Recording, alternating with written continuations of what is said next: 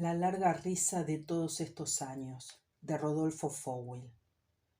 No éramos tan felices, pero si en las reuniones de los sábados alguien hubiese preguntado si éramos felices, ella habría respondido seguro sí, o me habría consultado con los ojos antes de decir sí, o tal vez habría dicho directamente sí, volteando su largo pelo rubio hacia mi lado para incitarme a confirmar a todos que éramos felices, que yo también pensaba que éramos felices, pero éramos felices. Ya pasó mucho tiempo y sin embargo, si alguien me preguntase si éramos felices, diría que sí, que éramos. Y creo que ella también diría que fuimos muy felices, o que éramos felices durante aquellos años 75 o 76, y hasta bien entrado el año 1978, después del último verano. Salía por las tardes a las 2 o 3, siempre los martes, miércoles y jueves, después de mediodía, se maquillaba, me saludaba con un beso, se iba a hacer puntos y no volvía hasta las 9 de la noche. A fin de mes, si había dinero, no salía a hacer puntos. Entonces, también aquellas tardes de martes a jueves nos quedábamos charlando, tomando té, o ella se encerraba en el cuarto para mirar televisión mientras yo trabajaba, o me acostaba a descansar sobre la hamaca paraguaya que habíamos colgado en el balcón. Y si faltaba plata, en la primera semana del mes hacía 2 puntos cada tarde. Se iba temprano al centro, hacía algún punto, después volvía a nuestro barrio para hacer otro punto por Callao, y yo la esperaba sabiendo que aquella noche llegaría más tarde. Pero siempre teníamos dinero. Hubo caprichos, el viaje a Miami, los muebles de laca con gamuza amarilla y la manía de andar siempre cambiando de auto. Esos fueron los gastos mayores de la época, y como casi nunca nos faltaba plata, ella hacía puntos entre martes y jueves las primeras semanas del mes. Llegaba a casa bien temprano, me daba un beso, se cambiaba y se encerraba a cocinar. A veces pienso que por entonces cada día era tan parecido a los otros, que por esa constancia y esa semejanza se producía nuestra sensación de felicidad. Salía temprano, dejaba el taxi en 25 de Mayo y Corrientes y se iba caminando hacia Sarmiento. A veces se entretenía mirando una vidriera de antigüedades, monedas viejas, estampillas. Serían las 3.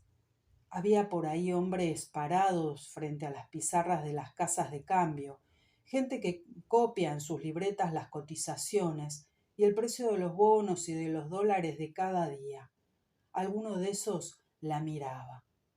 Entraba al bar de la esquina de la bolsa, se hacía servir un té en la barra y generalmente alguien la veía y la reconocía y la citaba. Los conocidos la citaban ahí, en el bar de la bolsa. Los hombres no podían olvidarla con facilidad. Si no conseguía cita, pagaba el té, dejaba su propina, se iba caminando por Sarmiento y en algún kiosco compraba revistas francesas o brasileñas para mirarlas tomando su café en la confitería Richmond de la calle Florida. Ahí siempre alguien se le acercaba.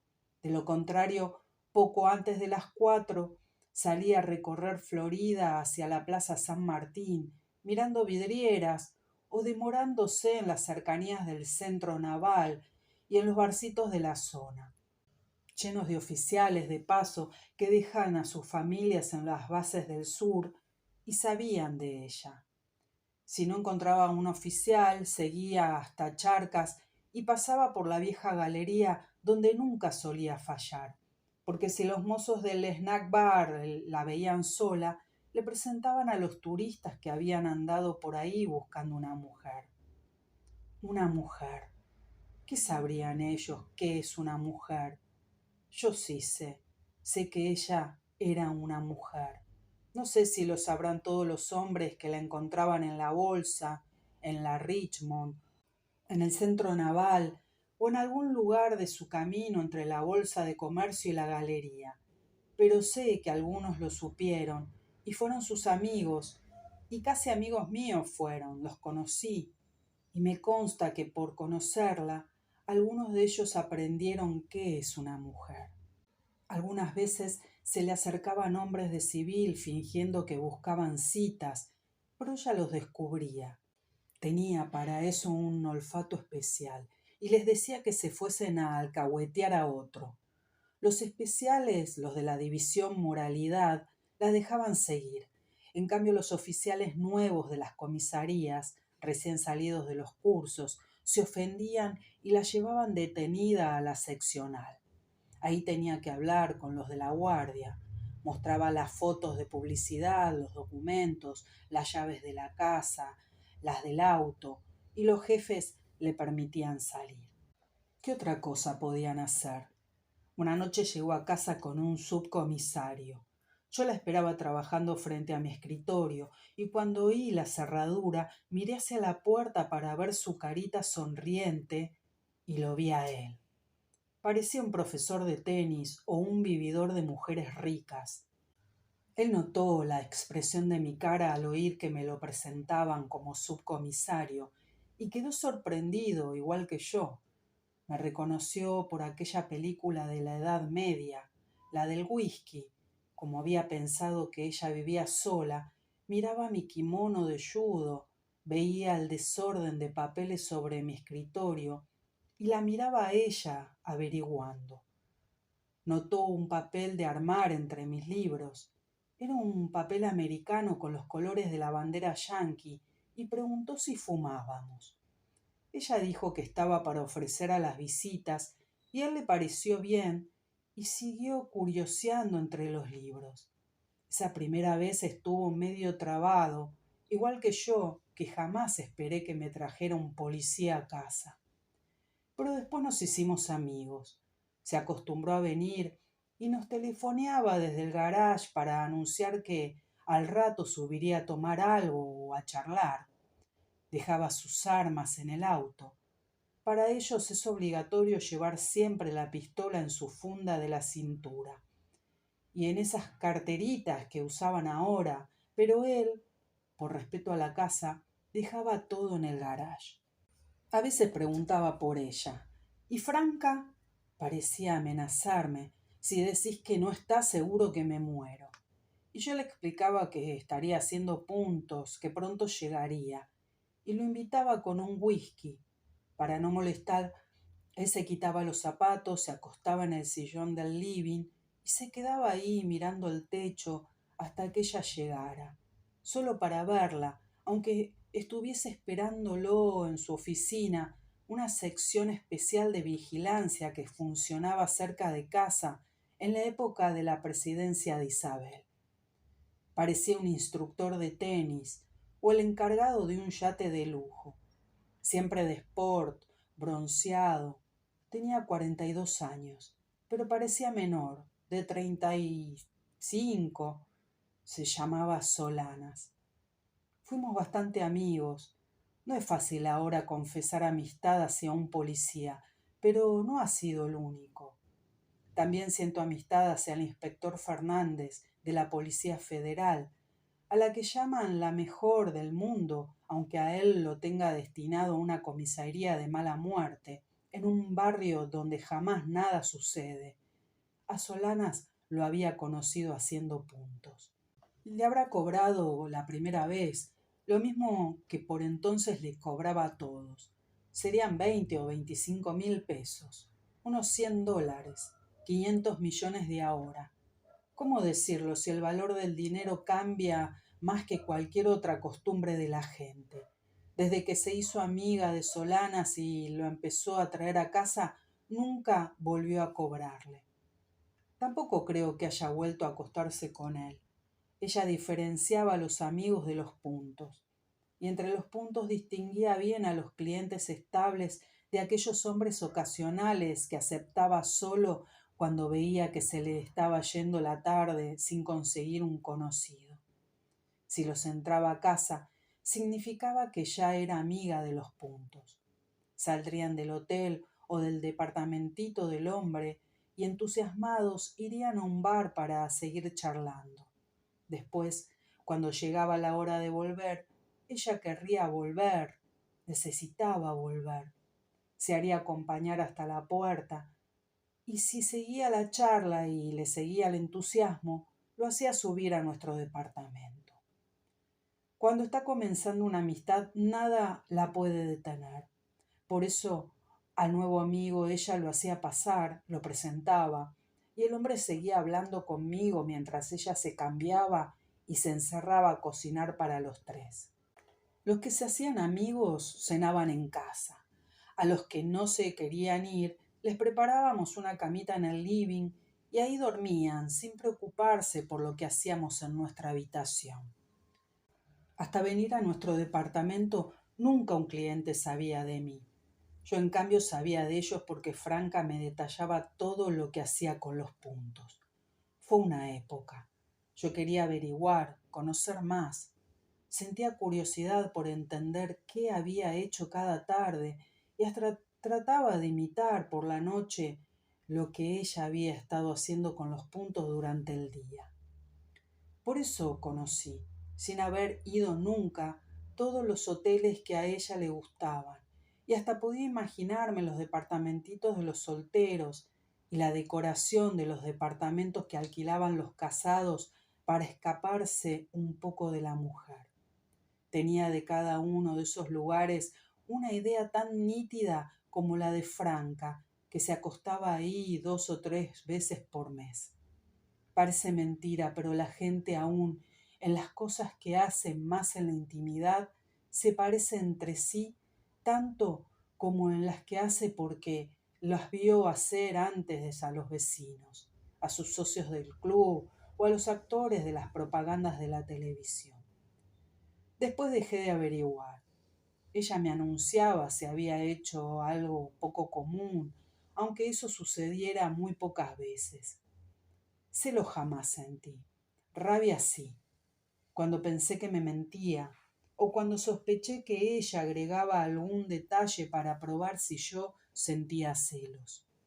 Porque ella sí sentía celos. ¿Qué hiciste hoy?, preguntaba al llegar. Y nada, decía yo, mostrándole mi yudogi impecable, el cinturón recién planchado, el escritorio cubierto de fichas y de notas, y el mate frío junto a mi cenicero lleno de filtros de cigarrillos terminados.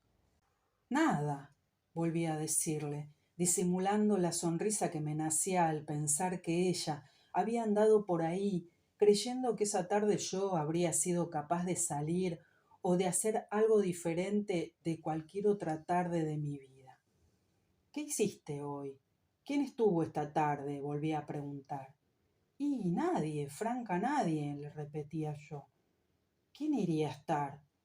Mentiras, decía ella, mentiras. Te leo en los ojos que hubo alguien. No, no hubo nadie, Franca, le decía. Y ya sin reír, porque sabía cómo iba a terminar todo eso. Empezaba a mirarle los ojos verdes para que al comprobar que resistía su mirada, ella entendiese que no tenía nada que ocultarle, que nadie había venido y que yo aquella tarde no había hecho nada distinto a lo de las otras tardes de la semana. Entonces ella dejaba de mirarme.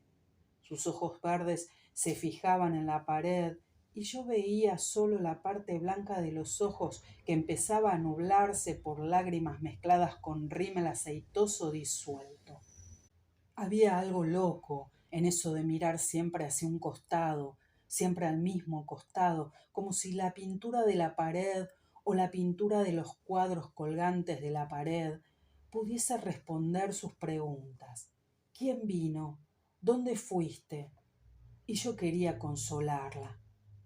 Alzaba un brazo, trataba de acariciarle el pelo, pero ella se volvía más hacia la pared y miraba algún cuadro, o peor, el zócalo directamente.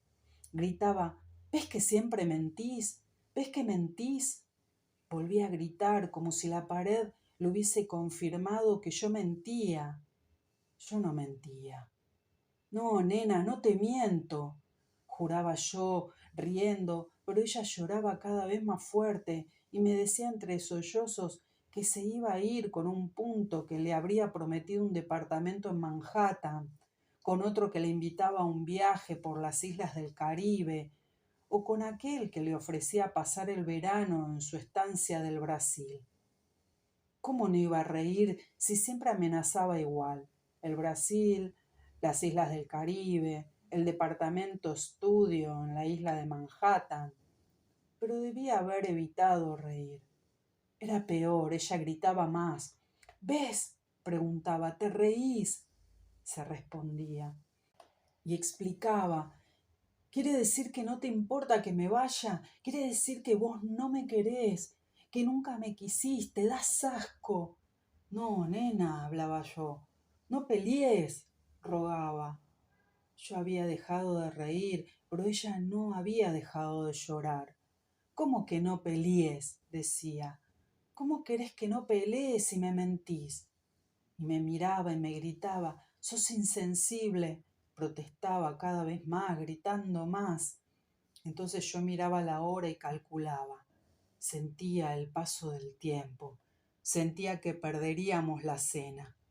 Y ella miraba mi escritorio, venía hacia mí, y yo temía que comenzase a destrozar los libros, o a revolverme los papeles, o peor, que como muchas veces acabara tirando el cenicero en mi mate al piso, aunque después ella misma tuviese que juntar la ceniza y los restos de yerba, y fregar la mancha verdosa que impregnaría la alfombra. Procuraba proteger mi escritorio, cubría todo con mis brazos abiertos. No sigas, rogaba yo, pero seguía ella. Tac, un libro, trac, el cenicero, trac, el mate de boca contra la alfombra, todo caía. Y yo me controlaba, me relajaba, trataba de calmarla. Imposible, nunca se calmaba.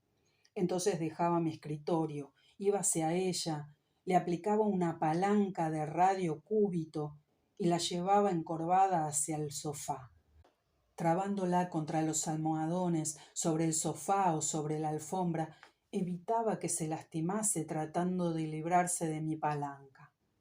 Calmate, amor, no sigas, le pedía entonces, hablándole contra la oreja.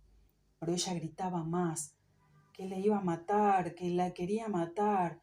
Y yo pensaba en los vecinos, intentando callarla, y aplastaba su boca contra los almohadones. Era peor, se sacudía, gritaba más. Entonces le vendaba la boca con un cinturón. Tensaba el cinturón bajo su pelo, por la nuca, y con sus cabos la ataba las manos contra la espalda. Inmóvil, podía decirle lentamente que la quería, que nadie había venido, que yo no había salido y que sabía que nunca me cambiaría por el de Brasil ni por nadie.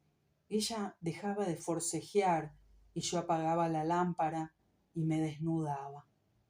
Le hablaba despacito, la desnudaba y antes de desatar el cinturón le acariciaba el cuello y los brazos para probar si estaba relajada. Solo la castigaba si hacía algún ruido o intentos de gritar por la nariz que pudiesen alarmar a los vecinos. Cuando se ponía bien, soltaba el nudo, la besaba, le besaba los ojos y la cara, acariciaba todo su cuerpo y la sentía todavía sollozar o temblar. Eran los ecos de tanto que había llorado y gritado, y nos besábamos las bocas, y ella empezaba a reír porque reconocía en mi boca el gusto de sus lágrimas mezclado con gusto de tabaco y de rímel, y así nos abrazábamos como jamás debió haberse abrazado con sus puntos, y nos íbamos al cuarto o a la hamaca, y nos quedábamos por horas amándonos o amacándonos hasta que el hambre, la sed o mis absurdas ganas de fumar nos obligaban a separarnos. Esas noches no cocinaba. Después del baño bajábamos a un restaurante del barrio y nos sentíamos felices. La gente, desde las otras mesas, nos notarían felices y pasábamos días y semanas enteras felices sin pelear. Si le quedaban marcas, reprochaba. ¿Qué van a pensar? decía riéndose, reconociendo que ella había tenido la culpa.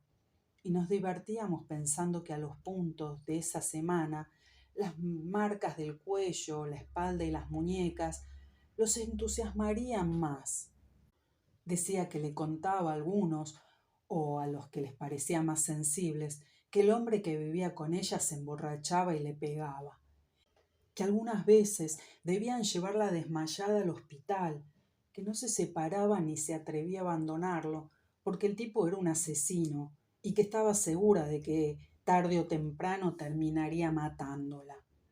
A otros les hacía creer que se había lastimado en una caída del caballo. Tenía un caballo en el club hípico alemán de Palermo. Lunes y sábados se iba a practicar equitación. Le hacía bien eso a ella, como a mí me hacían bien las prácticas de judo. Toda la gente debería practicar un deporte violento. Teniendo el cuerpo tenso y fortalecido, se está mejor de la cabeza, se respira, se duerme mejor, se fuma menos y la vida comienza a parecerse más a lo que debe ser la verdadera felicidad. El caballo era un alazán, se llamaba Macri. No sé por qué.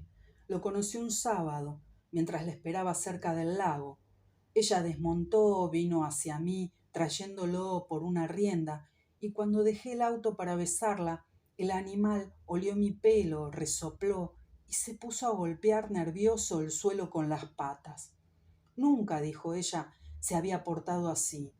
Era un caballo que tenía fama de noble y manso, pero algo de mí debía ponerlo mal, porque las pocas veces que me tuvo cerca reaccionó igual, resoplaba, pisoteaba nervioso el césped con sus cascos. La seguían los militares por Palermo. A ella no le gustaban los militares, pero los lunes y los sábados, los días de ella, muchos van por ahí probando sus caballos. Se le arrimaban, trataban de hacer citas, siempre los rechazaba. Nunca hizo puntos por Palermo, ni en el hípico. Para ella los caballos, especialmente su caballo, era una pasión. El cuidador del Macri, lo supimos después, era suboficial del ejército. Se ocupaba de eso para reforzar su pequeño sueldito de fin de mes. Yo luchaba con un capitán. Por mi peso, 62 kilos, nunca encontraba en la academia con quién luchar. A veces probaba con mujeres, pero no tenían técnica ni fuerza. Había muchachos jóvenes de mi peso, con fuerza y con técnica, pero sin la madurez y la concentración que se le logra en el judo solo mediante años de práctica. Entonces debía buscar gente de más peso. El capitán, 70 kilos, era un hombre moreno y bajito. Cuando Fukuma nos presentó y durante el saludo miró mi cinturón y habrá pensado que el maestro le pedía como favor que me probase. Gané los 6 primeros lances seguidos. Siempre ganaba.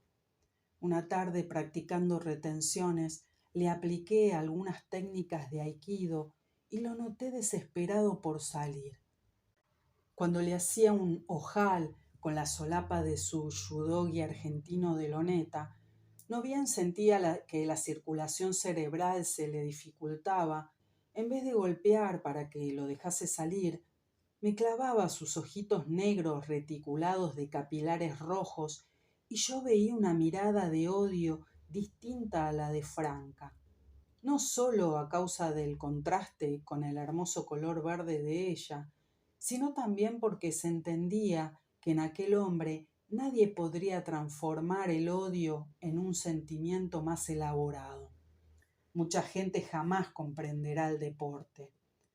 Ahora permiten federarse y competir en torneos a personas llenas de ideas agresivas, a quienes la experiencia del triunfo y el fracaso no les sirve de nada. Habría que averiguar bien qué entiende alguien por éxito y derrota antes de autorizarlo a combatir o a darle un rango que habilita para formar discípulos. De lo contrario, en pocos años terminarán por desvirtuarse los principios de las artes marciales. Perder es aprender. Esto me lo enseñó Fukuma, que lo aprendió del maestro Murita, Dan imperial que nunca autorizó la ostentación de colores de rangos en su dojo. Si yo tuviera tanta fuerza y tanta habilidad, decía ella, refiriéndose a mis palancas y mis técnicas. Pero jamás pudo aprender. Compró kimono, pagó matrícula y el primer mes de un curso con Fukuma. Pero al cabo de 4 clases desistió, reconociendo que no alcanzaba a comprender los fundamentos de nuestro deporte. Franca había nacido para los caballos. Calculó Olga Ferrer que yo podría ganar una fortuna instalando un gimnasio. ¿Cuánto ganaría?, le pregunté. Mucho, decía ella, mientras su marido, un psicoanalista, aconsejaba a Franca que me impulsase a tomar discípulos. Para los psicoanalistas, poner un cartelito y arreglar un local donde otra gente pague por asistir es un ideal de la vida humana, que resulta aún más elevado si el lugar se llama instituto y el dinero que los clientes pagan es mucho. ¿Pero cuánto es mucho?, pregunté a la Ferrer, que era una economista bastante conocida, y calculó una cifra: 10.000 para empezar, después más, 20 o 30.000. Dijo eso o cualquier otro número, no sé cuánto valía el dinero por entonces. Recuerdo en cambio que Franca me guiñaba los ojos porque durante el mes anterior ella había producido 35.000, sin poner instituto ni perder tiempo preparando discípulos incapaces de alcanzar algún objetivo. Pero una vez casi me instalo. Se lo dije a Fukuma. El viejo recomendaba que sí. Metete, dijo, y era gracioso oírlo, porque a causa de su acento metete nos parecía una palabra japonesa, mientras que a él le sonaría tan natural y tan argentina como cualquiera de las palabras del español que siempre pronunciaba mal. Sucedió en 1975. Estaba intervenida la universidad y echaban a los profesores porque en la facultad habían tolerado a los grupitos de estudiantes que se mezclaron con la guerrilla. Pensé que me despedirían también a mí.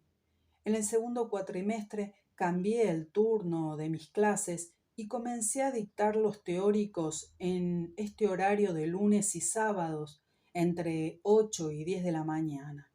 Con los nuevos horarios venían menos alumnos, y como las autoridades de la intervención siempre llegaban tarde y nunca me veían, se fueron olvidando de mí y no tuve necesidad de meter un instituto.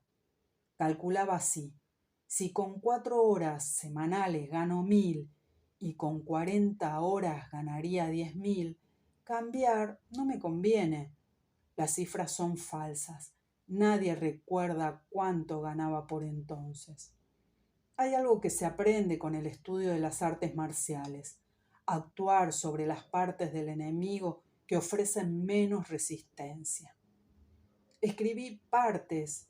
Una traducción correcta del japonés habría elegido la palabra puntos. Franca reiría si leyese estas notas. Hablé una tarde con el capitán. Le conté lo que ocurría en la universidad y hablé de mis temores por mí y por Franca. Prometió ayudarme. Al tiempo vino a decirme que había hecho averiguaciones y que como yo no tenía antecedentes no debía preocuparme. Pero a mediados del 77, cuando desapareció un chico del gimnasio al que también le habían prometido que no necesitaba preocuparse porque no tenía antecedentes, llamé a Solanas y él me llevó, sin que Franca supiese, a la oficina aquella a blanquear.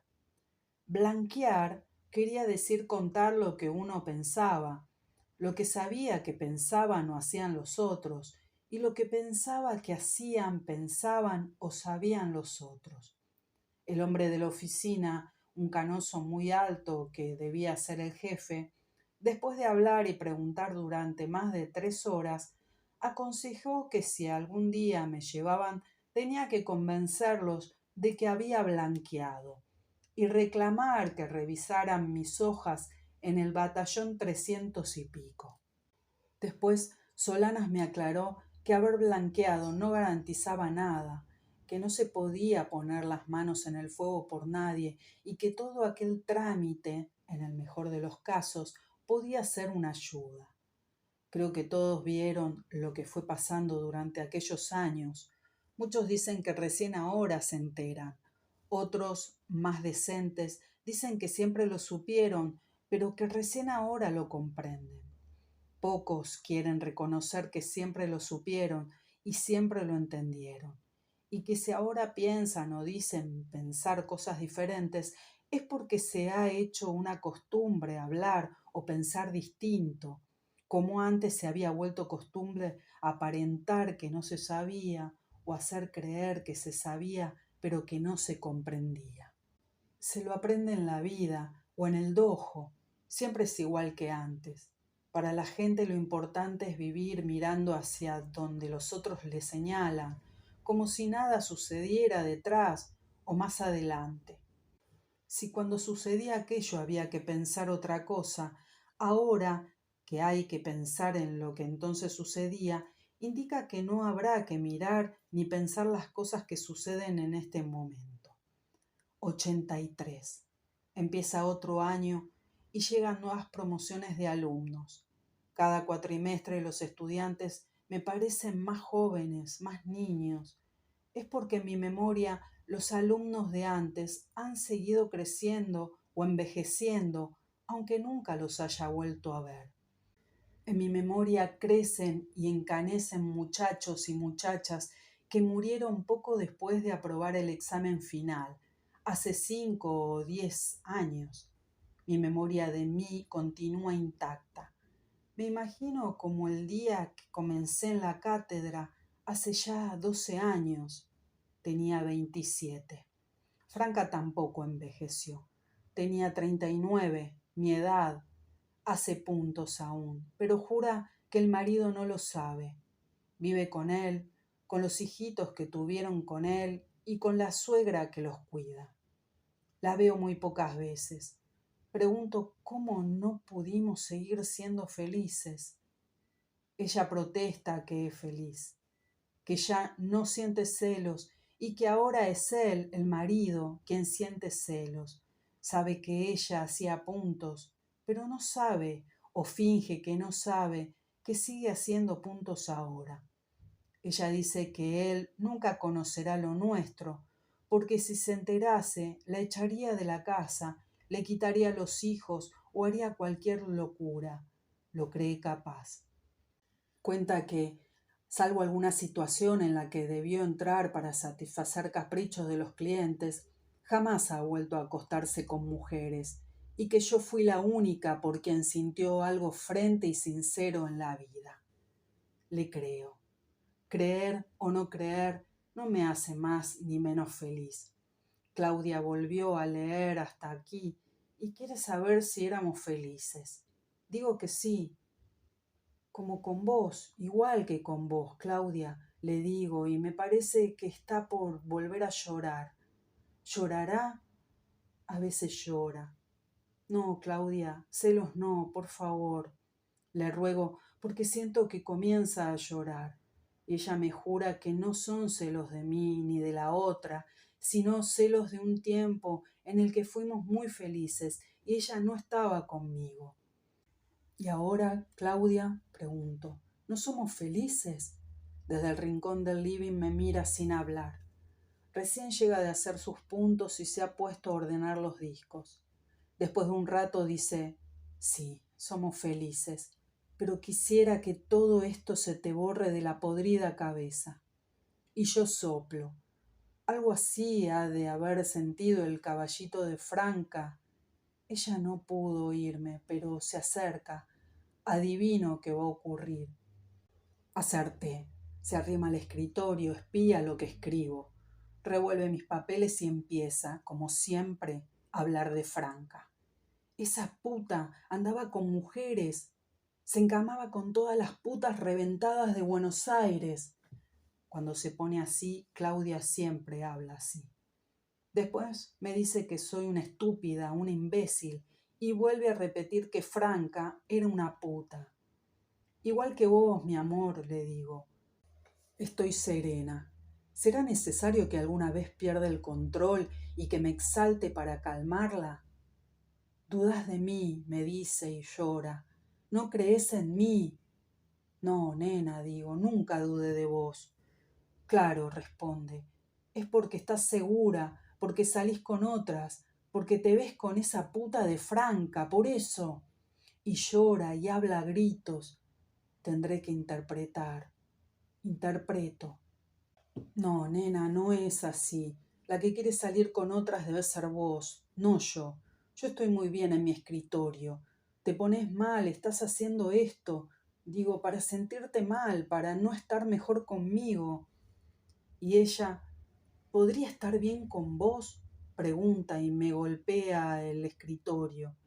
Sí, Claudia, digo, temiendo que vuelva a romper algo. Como vos, a veces como vos, hoy, ella tampoco podía. Ella no sabe controlar sus reacciones.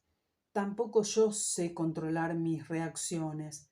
Si actuase como ella desea, todo sería distinto, más violento y confuso, más peligroso, pero tal vez sería mejor. Apagaré la luz. Veo su silueta moverse en la semipenumbra del living y reconozco su intención. Amenazo. Si seguís, Claudia, sabés lo que te va a pasar. Pero sigue. Sos una mierda, sos una mierda, sos una renga borracha y podrida, como las cosas que escribís. Y grita, grita cada vez más. Sos una puta como Franca. Ahora todos los vecinos la escucharán. Odio sus miradas indiferentes en el ascensor o en el palier. Atentos, educados, finges no habernos oído nunca. Así son ellos.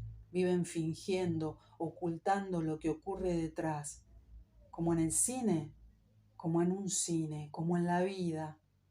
Que termine. Por los vecinos pido. Que no quiero más humillaciones con los vecinos, digo. Sigue. Podrida, renga, como lo que escribís. Era una puta. Grita más, sigue gritando hasta que dejo mi silla, la sorprendo por detrás y le cruzo el antebrazo contra la boca, haciendo firme su muñeca con el cabo del cinturón. Ya no la pueden oír. Grita por la nariz. Entiendo cada una de sus sílabas. Borracha, renga, podrida, curda.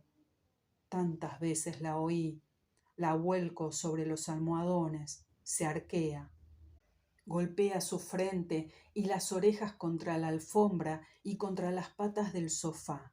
No es fácil sujetarla. Se marcará. Cuando termino de atar sus manos, me desnudo, manteniéndola quieta con mi pierna apoyada en su cintura. Chilla por la nariz, sacude la cabeza, todo retumba. Después, desnuda, comienzo a desnudarla. No es fácil. Claudia es fuerte. Pesa 58. Se mueve y se resiste. Comienzo a acariciarla. Beso sus lágrimas. Beso sus ojos. Beso su pelo húmedo y siento el gusto de su sangre. Otra vez se le han abierto las cicatrices de la sien. La abrazo. Siento cómo se va calmando lentamente. Entonces paso mis manos tras su espalda y desato el cinturón. La mano libre de ella se clava en mi cintura, bajo la espalda, me hiere con sus uñas, pero se está calmando. Después se aquieta y nos besamos. Se mezclan gustos en nuestras bocas, las lágrimas, la sangre y los restos del rímel y del lápiz de labios. Nos abrazamos más, nos apretamos cada vez más y vamos abrazadas a la hamaca o al cuarto para amacarnos o acariciarnos. Ríe, reímos juntas y más tarde, después del baño, cuando salimos a comer, vuelve a reír al recordar la escena de esta noche y yo río a la par y la gente nos mira reír. ¿Pensarán todos que somos muy felices? Tal vez, pero aquí nadie nos conoce. Los que solían comer en estos restaurantes ya no andan más por nuestros barrios. Todo cambia, le digo. y querría que entendiese que no le estoy diciendo cualquier frase, que en estas dos palabras hay una enseñanza que ella algún día deberá aprender. Soy feliz, me dice, como si hubiera comprendido, y confiesa que si encontrase un hombre capaz de darle la cuarta parte de la felicidad que ha tenido conmigo, se iría con él, porque soy una borracha podrida que solo sabe destruir, y repite que soy una borracha que algún día me olvidará como seguramente Franca me ha olvidado. Y yo río. Tantas veces la gente del restaurante me habrá visto reír. Río porque ella está simulando una pelea para probarme, para provocarme. Pero cuando pregunta por qué río, miento. Y respondo que me río de ella, porque si confesase que río de un país, de una ciudad, de un restaurante y de sus mesas semejantes donde la gente come menús idénticos al nuestro y todo nos parece natural o real, ella no me creería, sentiría que la engaño y hasta sería capaz de reiniciar otra de sus escenas de violencia.